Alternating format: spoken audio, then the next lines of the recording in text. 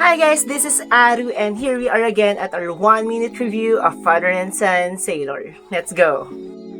So this perfume is inspired by Ultramale ni Jean Paul Gaultier.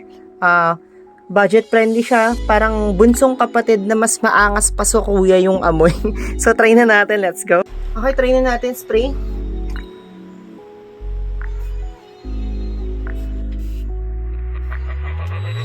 First spray, amoy peras na agad siya na may pagka-cinnamon spice.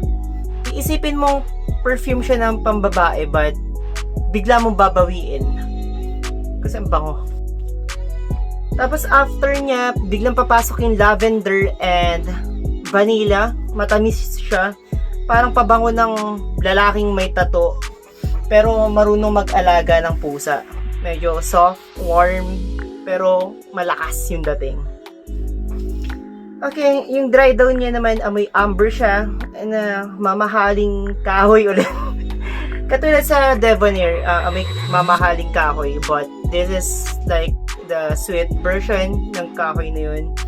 Okay, yung versatility nito, ang best nito sa akin, para sa akin, 5 spray lang, or 4 spray sa batok, dito yung mga point niya.